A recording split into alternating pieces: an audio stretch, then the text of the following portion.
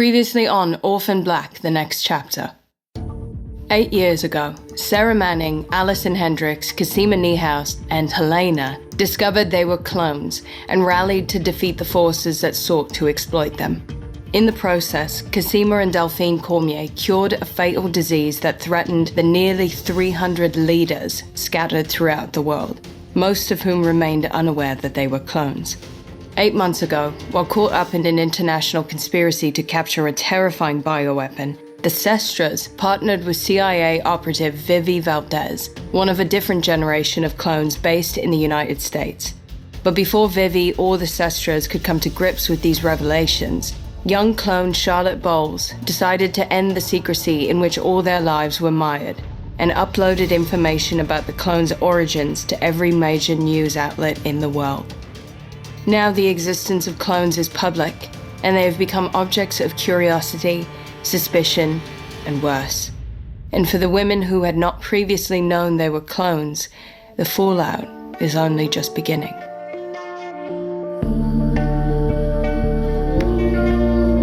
Realm presents Orphan Black, the next chapter, Season 2, starring Tatiana Maslany, Jordan Gavaris, Evelyne Brochu, and Kristian Bruun. Episode 1.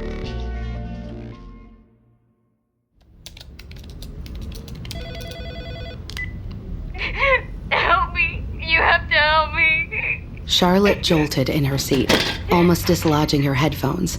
She knew that voice, even through the distortion of sobs and desperation, even before the voice recognition software they had to get, because of all the pranks and wannabes, beeped confirmation. It was her own. What kind of help do you need? He's losing it. He just... I don't know. I never would have thought he'd hurt me, but he fucking hates me ever since he found out. Open the door! Charlotte's throat constricted. This is my fault. Charlotte, you all right? Uncle Felix had been sharing a shift with her on the helpline, and she could see the growing concern in his eyes as she struggled to focus. Charlotte, do we need to call the police? Charlotte hesitated. There had been a video recently of a cop in uniform spewing anti-clone propaganda. Her adoptive father, Art, had been furious, but even before that, she had worried that calling the police might escalate situations that could otherwise be diffused. Still, she could just make out the man's voice through the door and the telephone line, yelling, ranting, shrieking. You lied to me! You aren't even human! Stop! No! Charlotte looked at Uncle Felix and nodded, then turned her attention back to the caller while he dialed. Can you tell me where you are? We're gonna direct the police to you. I'm in the bathroom. I locked the door, but I don't know how long it will hold, and I don't understand. Why did I have to be this thing? You're not a thing. Are you like me? Charlotte didn't know why she should be startled by that question, but it took her a moment to answer.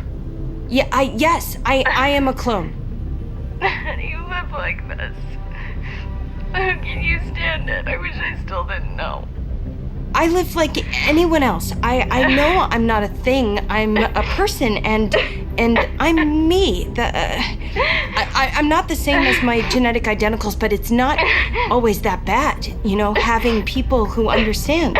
Please, can you tell me where you are? Do you understand this? Who are you talking to? I can hear you in there. Fucking freak, are you plotting something? What would I be plotting? He used to love me. Why does this change anything? With Felix's eyes on her expectantly, the line to the police open, Charlotte clutched at her training. Tell me something about yourself. What city do you live in? You can do it. She coaxed an address out of the clone, and Felix turned to give it to the police. Hang in there. Help is on the way.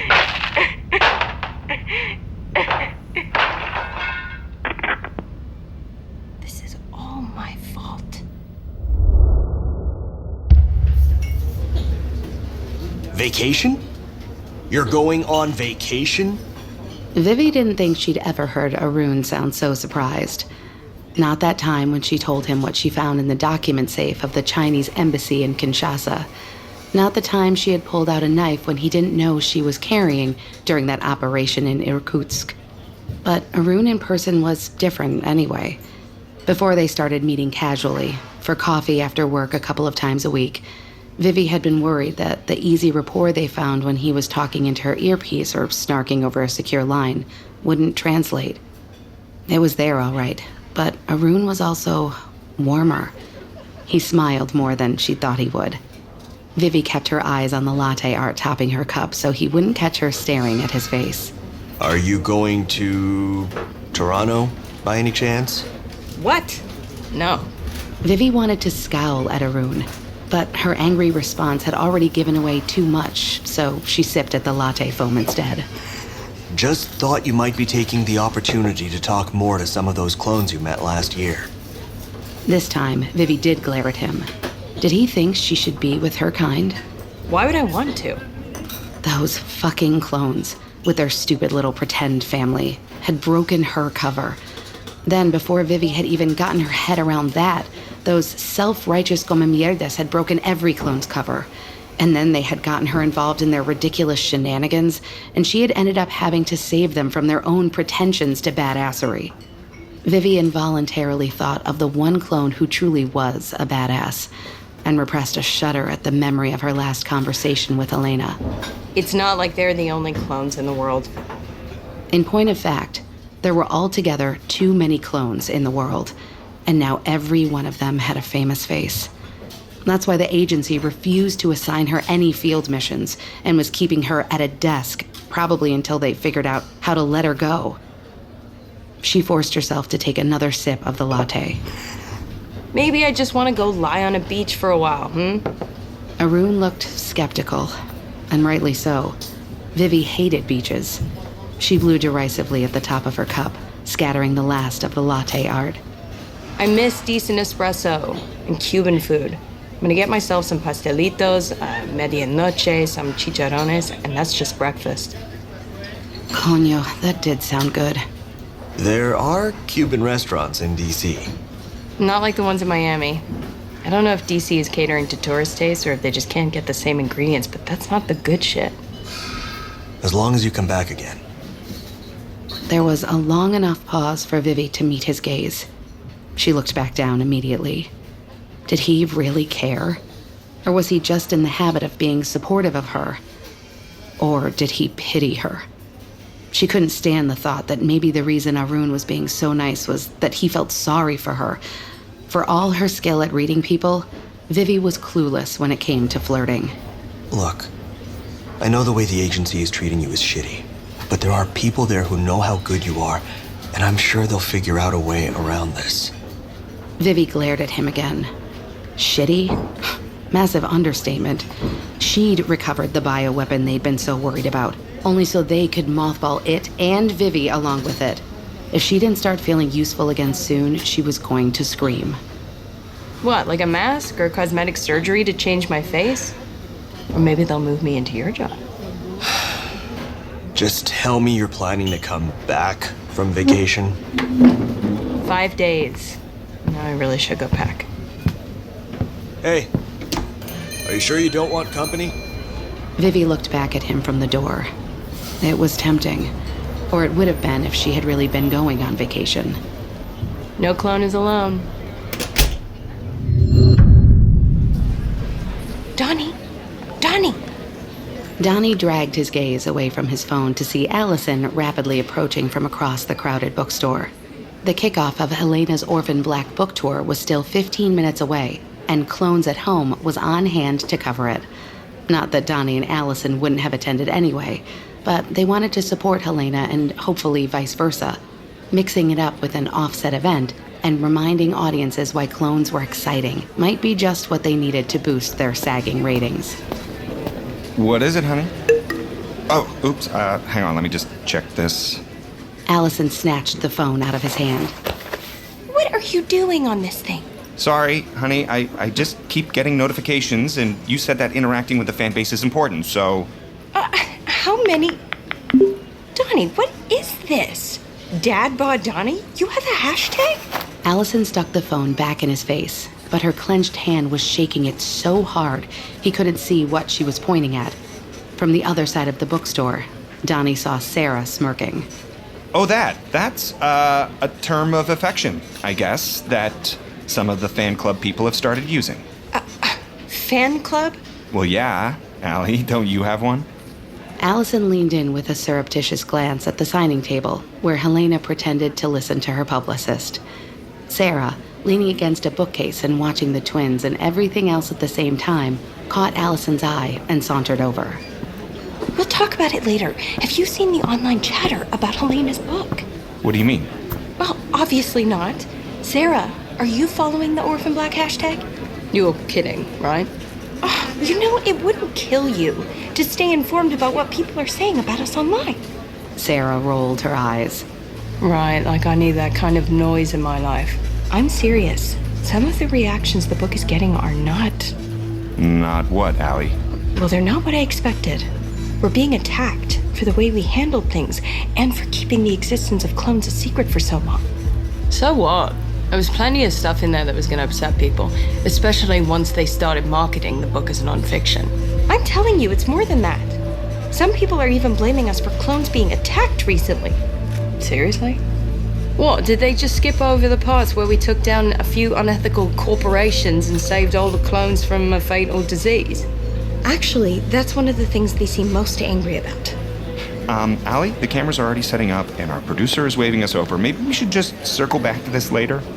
Sarah watched Allison follow Donnie to their crew and wondered how serious her concerns were.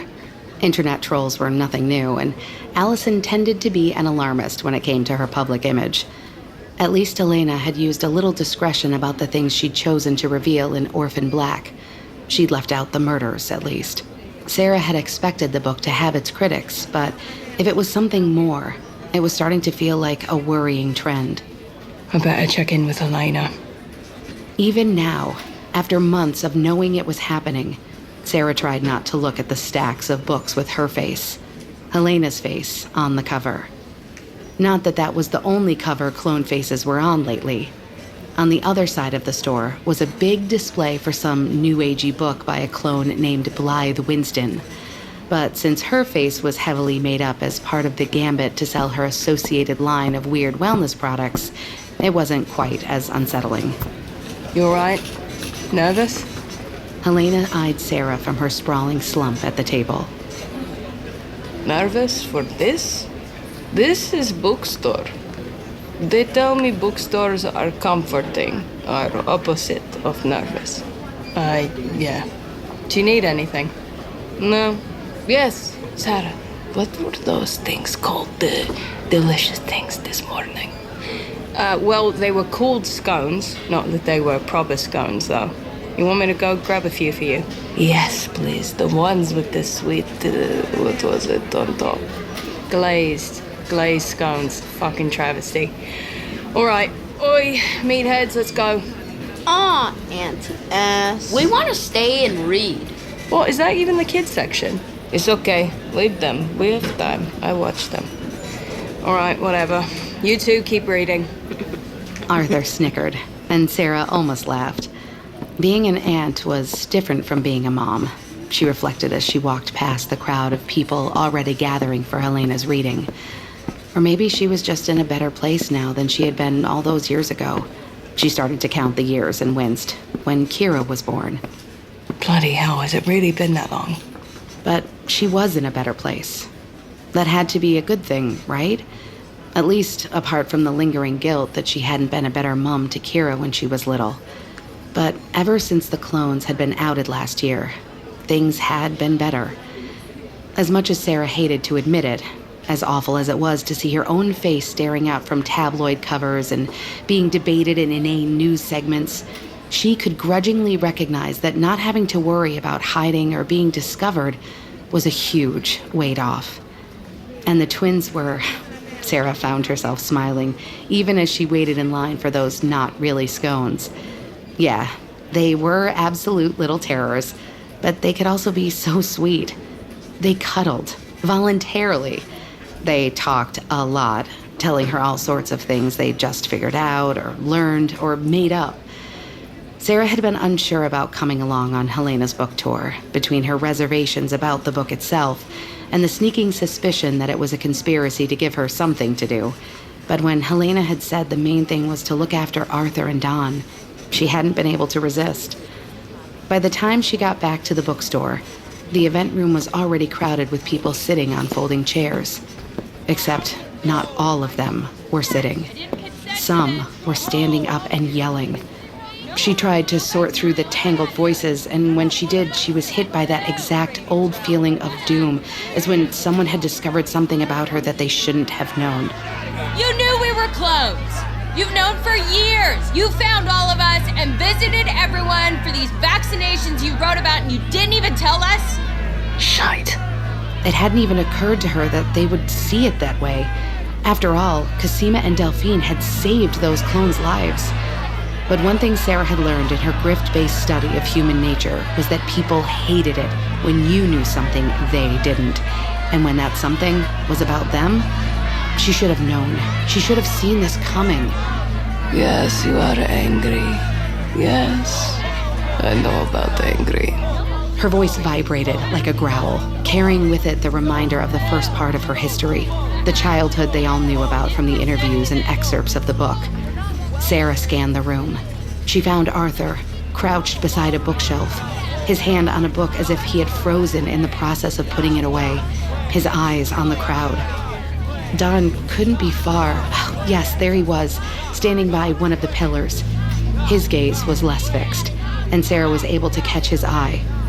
She raised her eyebrows at him, flicked her eyes at his twin, Malk, now, and a moment later Don had collected his brother, and the two were making their silent, Helena-trained way around the fringes of the crowd toward Sarah. She scanned again.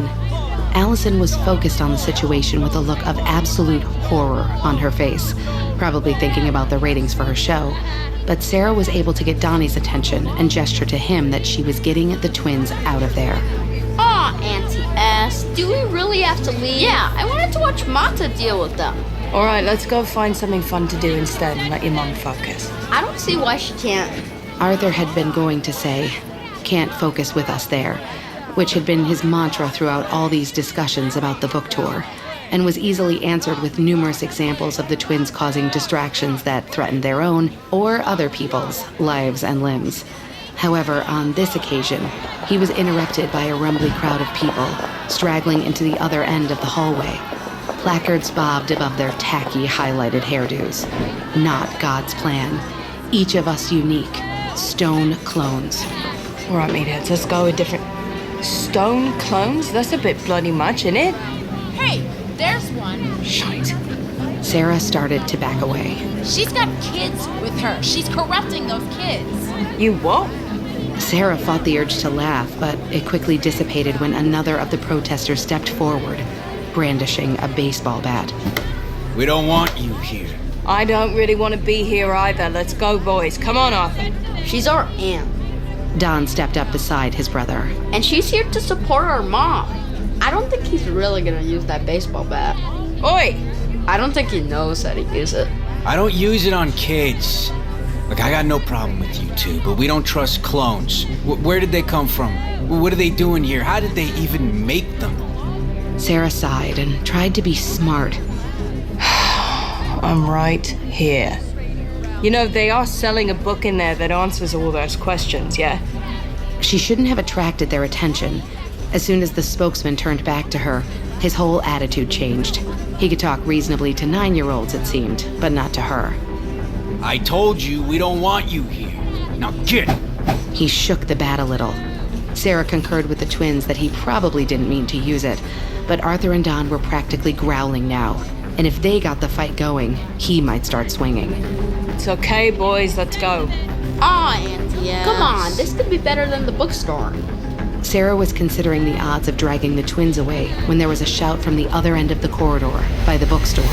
Hey, what's going on there? The city cop, not mall cop, Sarah noted, as the man approached, and she wondered if he had been called because of what was going on at the bookstore. She took a deep breath, ready to explain her innocence, but the twins were already on it. Officer, these people were threatening us. They said terrible things about my mother. Sarah tried not to roll her eyes, but it seemed to be working. What's going on here? Do you have a permit for this? The protesters dissipated, grumbling. Sarah offered a shaky smile to the cops, then remembered she had something else to offer, and raised the paper bag she was still holding. Scone? The cop looked her up and down. You're one of those clones, aren't you? You better clear out too, instead of causing trouble.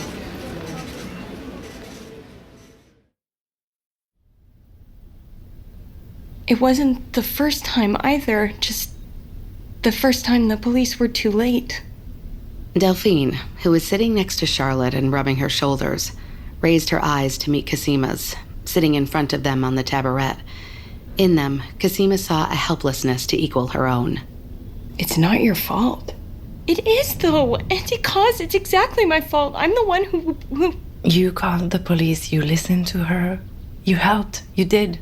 I'm the one who outed her in the first place. This is my fault. Every single clone who's been harassed or considered suicide, been attacked, questioned their own humanity, it's all my fault. Charlotte had stood up, and Casima stood with her, feeling awkward. Fuck, why was it so hard to know what to do? Charlotte, you made a really difficult decision. Okay, you don't know, you might have saved some clones too, right? By telling them who they are. You're not responsible for what other people have done with that information. Delphine stood up as well, although with slightly more difficulty. Casima is right. And besides, in this day of social media and facial recognition, how much longer could it really have gone on? You probably saved a lot of people much confusion and distress with that clear, public explanation. You two don't know what it's like. It's not like any of your decisions has ever gone wrong like this. Oh, wow. Oh, wow. Of course we have. But we always did what we thought was the right thing, just like you. Charlotte, you know why I'm so impressed with you? You and Kira did something to make it better.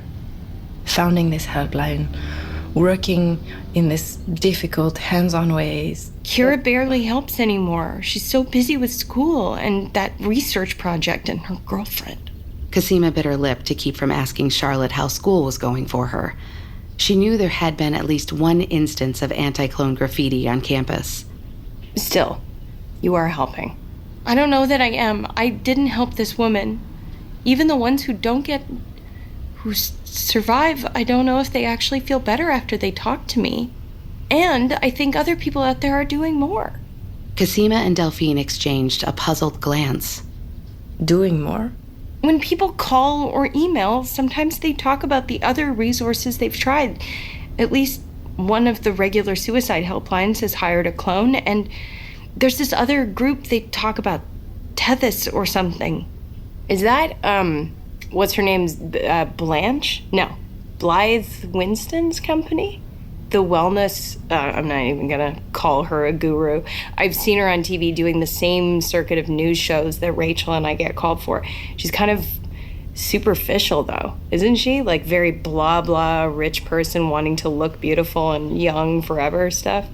Whatever she's doing, like can't be that much more useful than the helpline. You'd be surprised. They say that this group does things like find jobs for people and stuff. Wait, jobs? Do you know how many of the people who call in have lost their jobs because they're clones? If it's brain work, they're worried about NDAs and corporate espionage. If it's retail, they blame it on customer reactions, and that's even without all the extra issues around identity cards and passports. Governments around the world were scrambling to figure out how they could identify clones, and some of them, predictably in Casima's opinion, were using it as an excuse to clamp down harder in their surveillance of everyone. Fascists. Anyway, they have this whole clone pride thing going on with an online video channel and everything. You wouldn't believe how many followers she has all over social media, clones and non-clones. They really listen to her, and I don't know. I want people to feel good about themselves, but I'm also not trying to tell them clones are better or something. It sounds to me like someone trying to make a buck off of other people's hurt. Don't worry, Charlotte. Most people will see through that bullshit, and they'll need someone like you when they do. Maybe. I just feel like I'm not doing enough. The fear and the pain some of these women feel is so awful, and I just don't know if anything I do will ever make up for the role I played in putting them through this. Casima's gut twisted. Charlotte wasn't going to stop beating herself up. She wasn't listening, and maybe she was right not to. Casima didn't know what to tell her.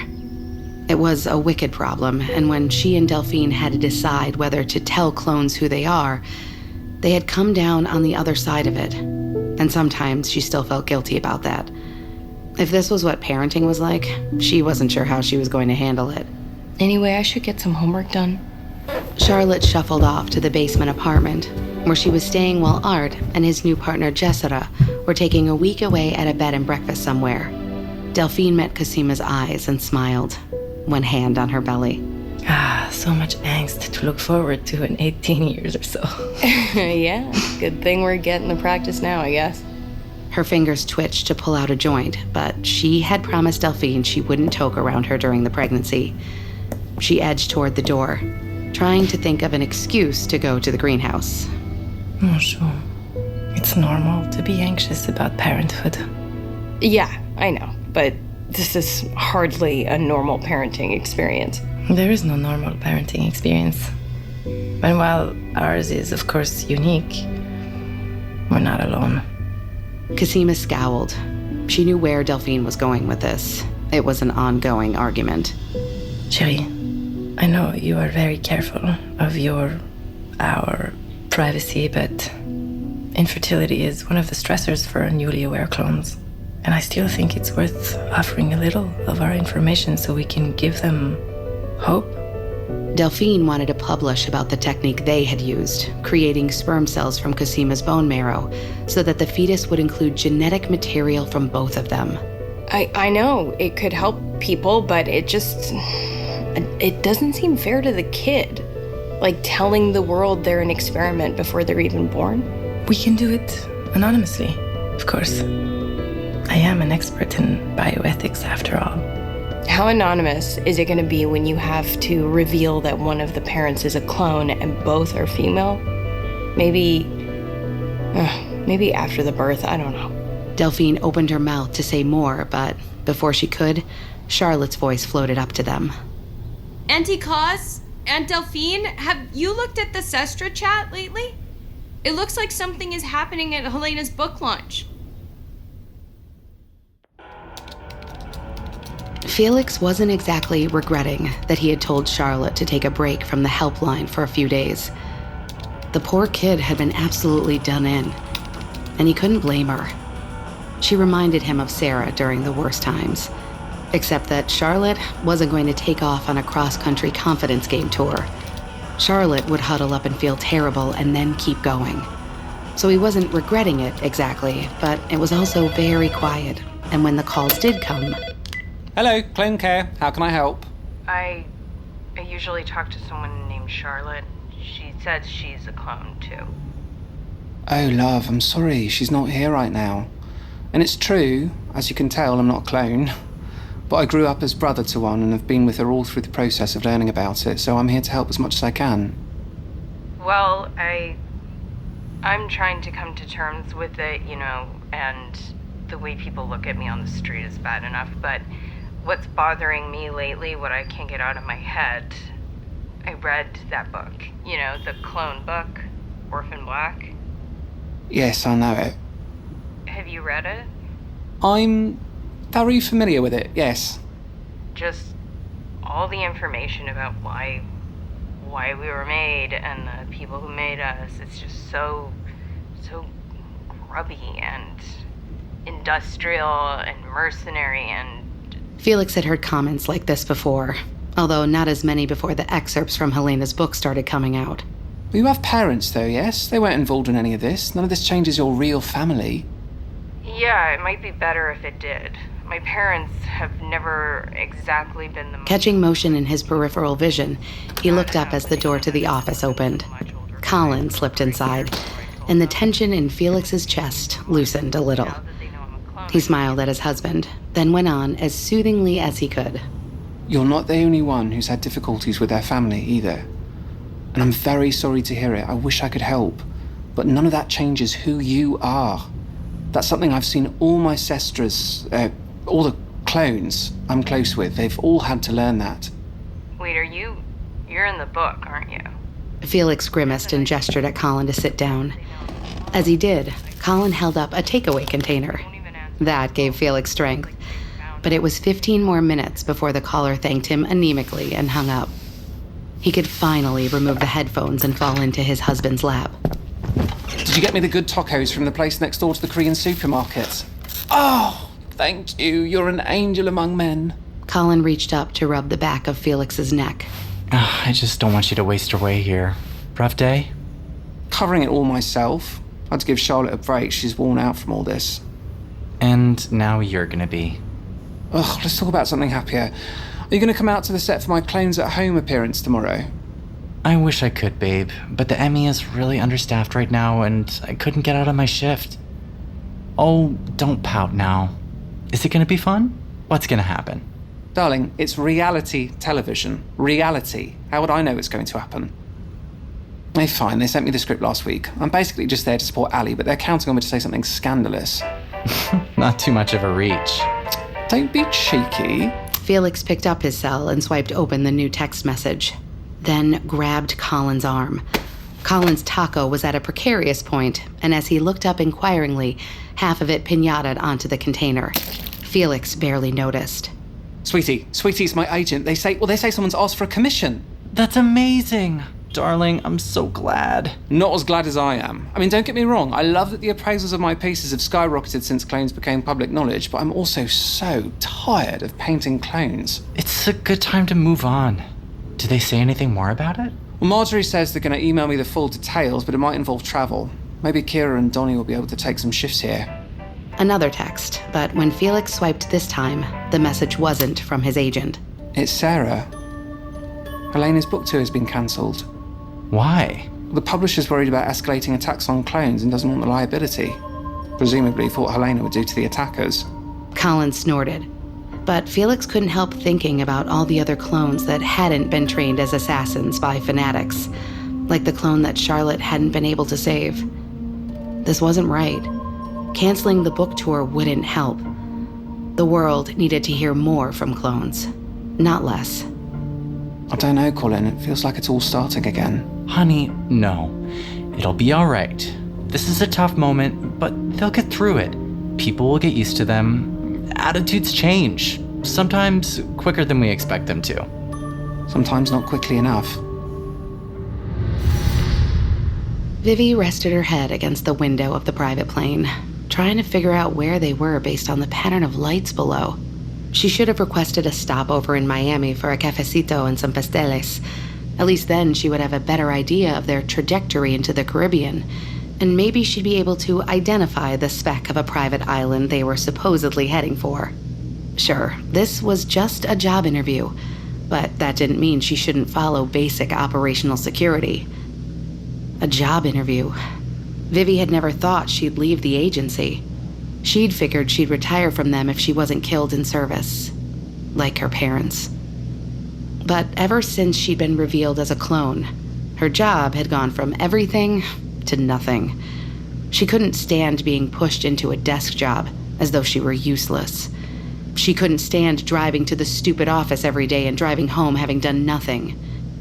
Then she'd gotten the email, out of nowhere, saying that she could use her unique skills to help other clones. Vivi was skeptical, but so far every due diligence effort she had made had checked out. And here she was, as promised, on a private plane. And surely anything would be better than the limbo of a job where they wouldn't let her work, right? She felt a change of alignment as the plane started its descent. 20 minutes later, the door opened on a breath of sweet night air, laced with the scent of hibiscus. Vivi climbed down to the tarmac and looked around. The clone who stepped forward to meet her was as well put together as anyone Vivi had ever seen, like she expected to be on camera at any moment. She smiled and held out her hand. Vivi gave it a solid clasp. Vivi Valdez. That's me. I'm Blythe Winston. Welcome to Haven, where we're trying to offer all clones a new beginning. I think you're going to help us do it. You're listening to Orphan Black, the next chapter, starring Tatiana Maslany, Jordan Gavaris, Evelyne Brochu, and Kristian Bruun. Created and produced by Realm, your portal to another world. Listen away.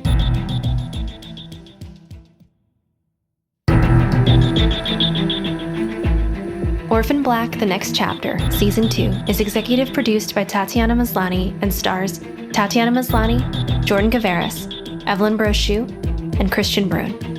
Based on the television series Orphan Black, produced by Boat Rocker Studios. Written by Malka Older, Madeline Ashby, Heli Kennedy, E.C. Myers, and Lindsay Smith, and produced by Marco Palmieri and Haley Wagreich. Associate produced by Nicole Otto and Diana Foe. And executive produced by Molly Barton, AMC Networks, and David Fortier, Ivan Schneeberg, and Jessica Shadlock of Boat Rocker. Performed by Tatiana Maslany, Jordan Gavaris, Evelyne Brochu, Kristian Bruun, Alyssa Zia, Vikas Adam, Taya Garland, Hudson Mako, Stephanie Shea, Daniel Bonjour, Stephanie Frame, Tiana Camacho, and Nathaniel Kweku. Directed and produced by Kaylin West. Sound design by Rory O'Shea. Additional editing by Corey Barton. Musical theme performed by Two Fingers and composed by Amin Tobin. Music composed by Trevor Yule.